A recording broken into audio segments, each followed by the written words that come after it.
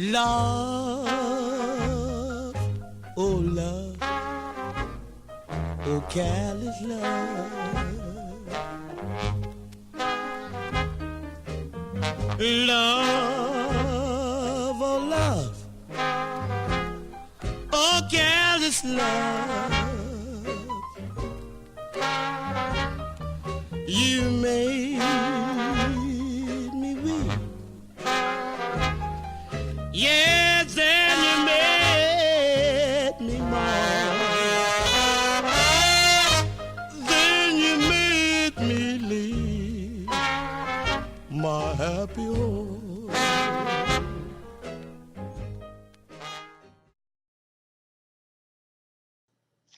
Well, the party is over. Recall that I said in the first video, about 25 videos ago, that everything was easy up to a point, and I'd tell you when we reached that point. Well, we've reached it. Till now, we've seen simple and intuitive definitions of familiar concepts: motion, velocity, current, voltage, heat, etc., concise and intuitive physical laws, differential equation models that seem to pop right out of a hat, easy boundary conditions, and quick results. That's all going to change in the next few videos. The concepts are still familiar, like squeezing an orange, but the definitions are mathematical and subtle. The physical laws are complex, the derivations of the differential equation models are lengthy, and there are tricky boundary conditions, and so on. So, give the party horn one last toot.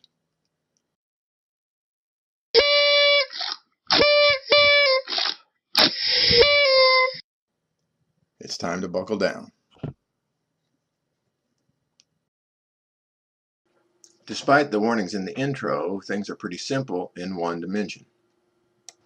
The diagram shows a 1D elastic object, we'll call it a wire, in its relaxed state, and after it has been distorted by the application of a traction F and a body force B. The wire is anchored on the left end to a fixed wall. Two types of forces can distort an elastic object. A force applied to the exterior surface of an object is called a traction. In 3 dimension, a traction has units of force per unit area. In 1 dimension, a traction can only be applied to the endpoints of the object, and since points don't have units, the units of traction in 1 dimension are the units of force. A second type of force can be applied to the interior of an object. A force applied to the interior of an object is called a body force, and the best example is gravity. In 3 dimensions, body forces have the units of force per unit volume. In 1 dimension, the units of body force are the units of force per unit length. A point at location x in the unstressed object is at location s of x in the stressed object. And the difference between x and s of x, that is s of x minus x, is the displacement function d of x.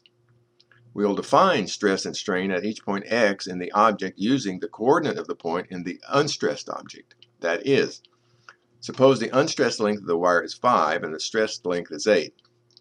Stress and strain will be defined for points in the unstressed object, that is, points between 0 and 5, and not the points in the stressed object, that is, points between 0 and 8.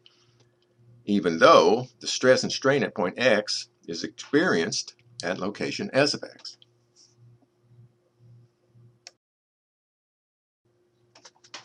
What is internal stress in a 1D elastic wire?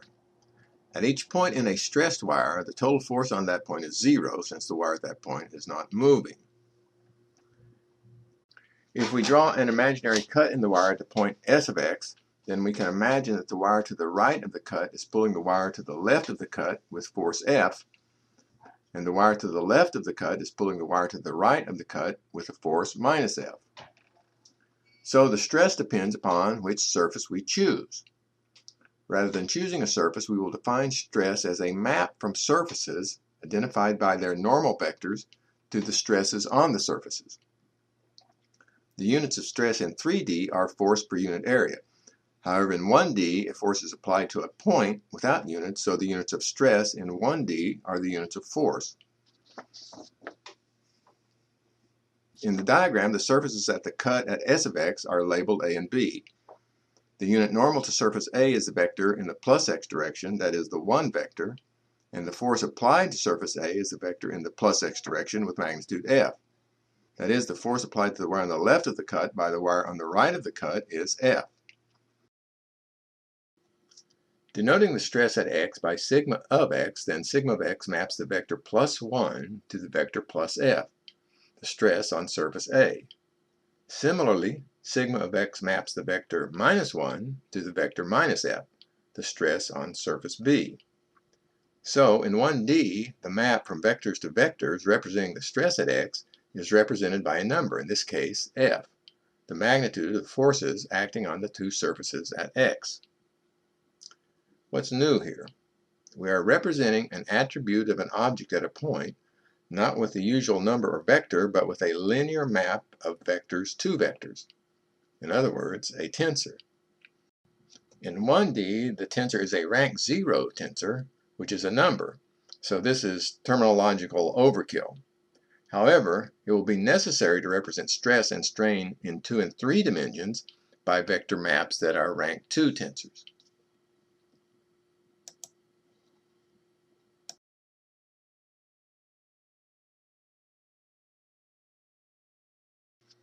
Now suppose that the force F is compressing the wire. Then the force exerted on surface A with normal vector plus 1 is minus F. So sigma of x of the plus 1 vector is the minus F vector. The force exerted on surface B with normal vector minus 1 is F. So sigma of x of the minus 1 vector is the plus F vector. So the stress at x is the linear map sigma of x, which is given by the number minus F.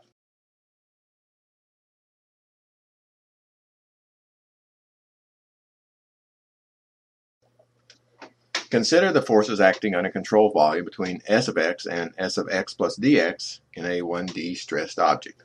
There are forces at each end of the control volume. Sigma of x of the minus 1 vector on the left end, and sigma of x plus dx of the plus 1 vector on the right end. If there is a body force B of x acting on the object, then the force on the control volume is V of x times dx. Since the control volume isn't accelerating, the forces acting on it must sum to 0, as shown in equation 1. We can divide the force acting on the control volume by dx, and the sum is still 0, as shown in equation 2. Then, taking the limit, we have that the derivative of the stress at point x plus b of x equals 0.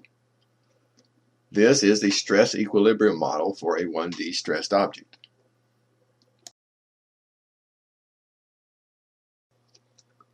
The diagram shows a 1D elastic object in its relaxed state, and the object at equilibrium after a traction F has been applied to the right end and a body force B of x applied to the interior of the object.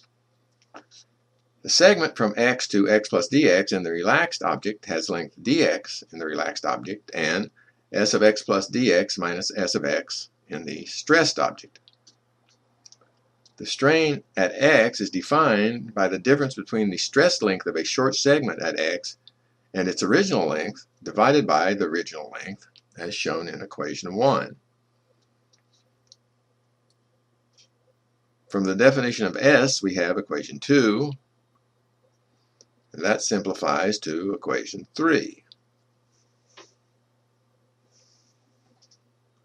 Taking the limit of equation 3 as the length of the segment dx approaches 0, we have the derivative of the displacement function at x.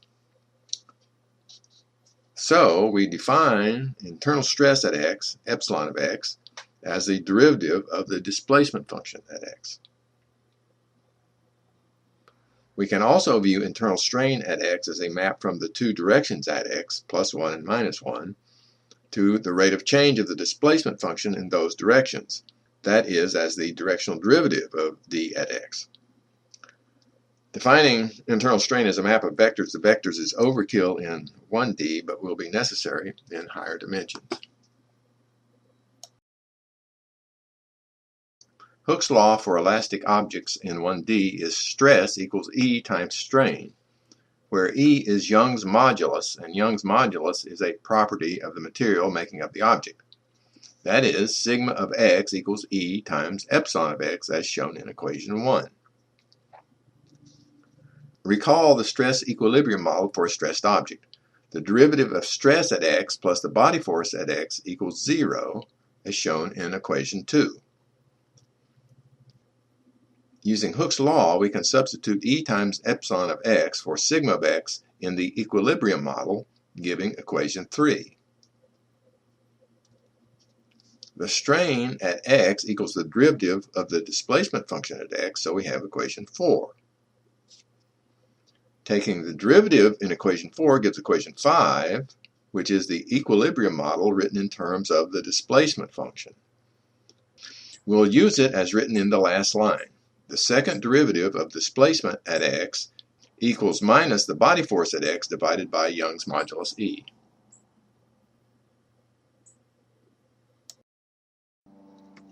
We make the usual FDM substitution into the differential equation model, which gives us a formula that will generate a linear equation for each interior grid point.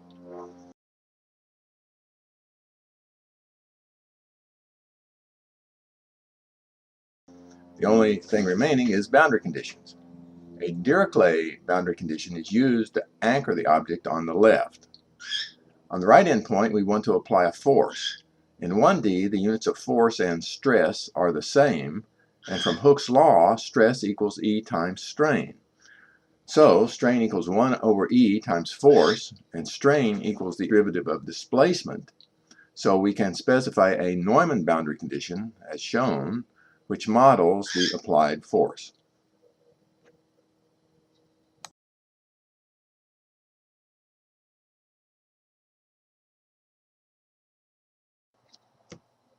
To the computer, we have an elastic 1D object, temporarily massless, hanging downward with a force F applied at the bottom. The computational equation is used to generate linear equations for each of the 3 interior grid points as shown, with B of I equaling 0 for each I. A Dirichlet boundary condition is specified for grid point 1, D of 1 equals 0, and the linear equation for the Neumann boundary condition at grid point 5 is d of 5 minus d of 4 equals dx times F, the applied force, divided by E, Young's modulus.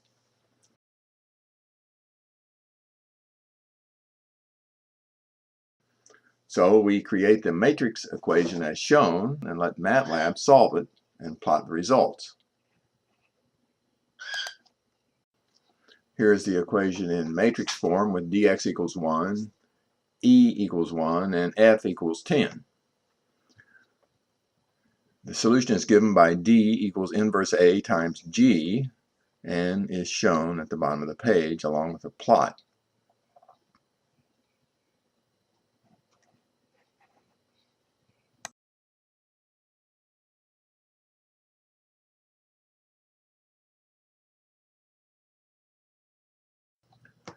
We can modify the problem to model the effect of gravity acting on the object itself.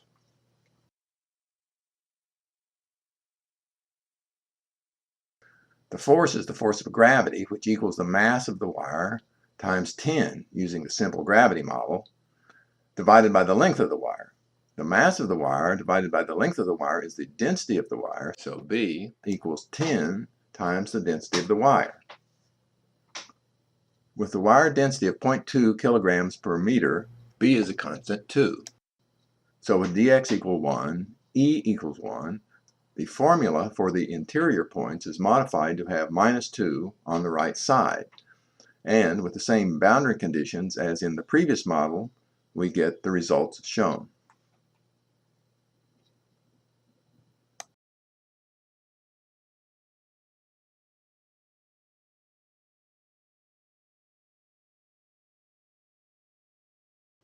The assignment is to reproduce the results in the vid.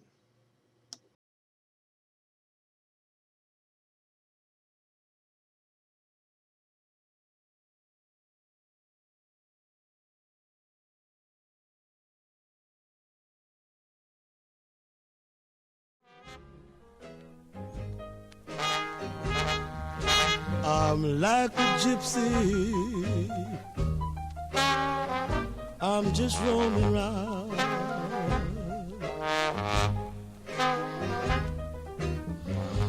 I'm just like a gypsy, just roaming round. Yes, I'm like a gypsy, just roaming round. My man done quit me. Yes, he put me down.